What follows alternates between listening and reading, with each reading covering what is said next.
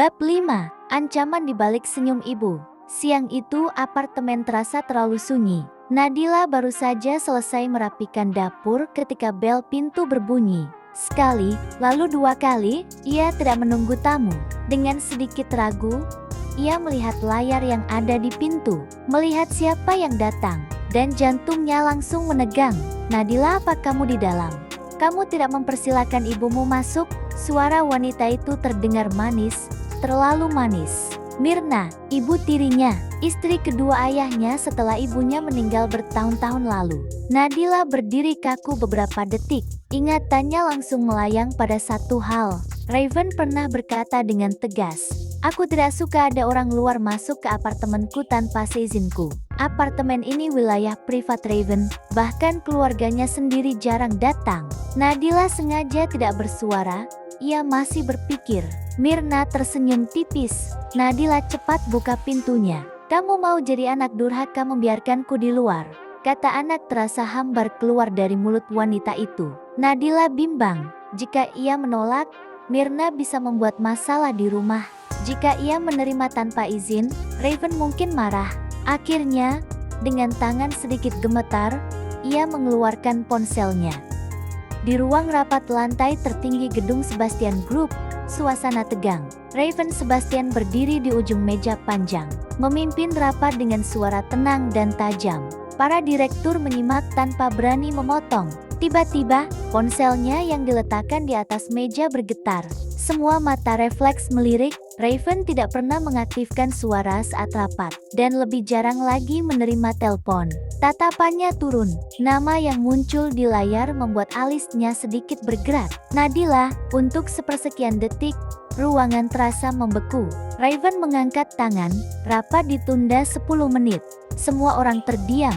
CEO mereka menghentikan rapat karena telepon. Tanpa penjelasan, Raven berjalan keluar ruangan. Ia mengangkat panggilan itu dengan suara rendah. "Ada apa? Maaf mengganggumu." Suara Nadila terdengar ragu. "Ibuku tiba-tiba datang, bolehkah ia masuk?" Raven terdiam beberapa detik. Ia tidak suka orang asing berada di ruang pribadinya. Namun cara Nadila meminta izin, seolah ia benar-benar menghargai batasannya, membuat sesuatu dalam dirinya melunak. "Persilakan saja, dia kan ibumu," jawabnya tegas. "Tidak masalah." Nadila sedikit terkejut. "Baik, terima kasih." Raven mematikan panggilan. Untuk beberapa alasan yang tak bisa ia jelaskan, ia merasa perlu mengetahui apa yang akan terjadi, dan tanpa berpikir panjang, ia membuka aplikasi CCTV apartemennya. Setelah mendapatkan izin, lalu Nadila membukakan pintu. Mirna duduk di sofa dengan sikap anggun. Tatapannya menelusuri interior mewah itu dengan puas. "Sangat mewah dan luas," gumamnya. "Kau beruntung." Nadila menyajikan teh tanpa bicara. Mirna menerima cangkir itu, lalu tersenyum samar. "Aku tidak akan berlama-lama di sini. Aku hanya ingin mengingatkan sesuatu. Dengarkan baik-baik." Nadila menegang. "Kau sudah menikah dengan Raven Sebastian. Itu kesempatan besar." "Ya, kesempatan seperti ini tidak datang dua kali." Mirna menatapnya lurus. "Kau harus segera hamil." Jantung Nadila seperti dihantam sesuatu. "Apa? Kenapa, Bu? Jangan pura-pura bodoh.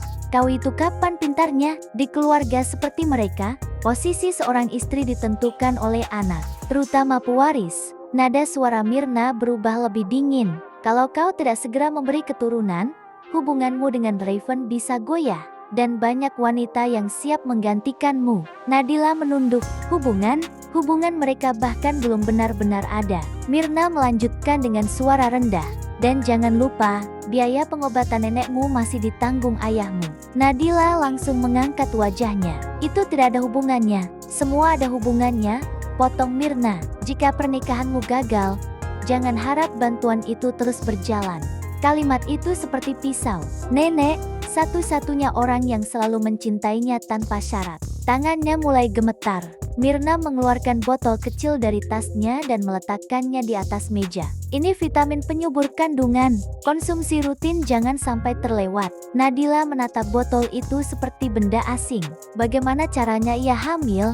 Jika suaminya bahkan tidur terpisah darinya? "Aku hanya ingin posisimu aman," ucap Mirna dengan senyum yang tak sampai ke mata. "Jangan sia-siakan posisi ini." Karena perusahaan ayahmu sangat bergantung pada pernikahan ini. Mengerti? Setelah itu, Myrna berdiri dan pergi. Pintu tertutup, dan apartemen yang tadi sunyi kini terasa menyesakan. Di layar ponsel Raven, semuanya terlihat jelas. Ia melihat bagaimana Nadila berdiri kaku, bagaimana jemarinya gemetar, bagaimana botol kecil itu diletakkan di meja. Dan saat pintu akhirnya tertutup, Nadila tidak lagi menahan dirinya. Ia terduduk di sofa, air mata yang sejak tadi ia tahan pecah tanpa suara. Isaknya pelan, lalu semakin dalam. Ia menutup wajahnya dengan kedua tangan. "Nek," bisiknya lirih. Raven membeku. Ada sesuatu yang terasa tidak nyaman di dadanya. Meski ia tidak percaya pada cinta, tapi ia tidak suka melihat perempuan menangis. Apalagi, itu istrinya sendiri. Meski hubungan mereka tidak sedekat itu, tapi tetap saja itu membuatnya tidak tenang. Perasaan itu aneh. Bukan marah, bukan iba sepenuhnya, lebih seperti tidak tega, atau dia tidak suka ada orang yang semena-mena di rumahnya. Entahlah, dia tidak tahu perasaan apa itu namanya. Ia melihat Nadila mengambil botol vitamin itu dan menatapnya lama. Tangisnya makin pecah. Dan untuk pertama kalinya, Raven Sebastian merasa gagal sebagai suami. Atau dia merasa tidak berdaya. Antara rasa ingin bersimpati, tapi juga ada rasa sesuatu yang menahannya untuk tak percaya lagi pada wanita. Tapi tetap saja ia merasa marah. Ia menatap layar ponselnya dengan rahang mengeras. Siapa yang berani menekan istrinya di rumahnya sendiri? Dan kenapa Nadila tidak pernah mencoba bercerita? Raven mematikan layar. Tatapannya berubah, dingin. Tapi kali ini bukan untuk Nadila. Ia akan mencari tahu apa yang sebenarnya terjadi. Dan siapapun yang membuat Nadila menangis di bawah atapnya akan menyesal. Karena itu wilayahnya. Tak ada yang boleh selain dirinya sendiri. Bersambung.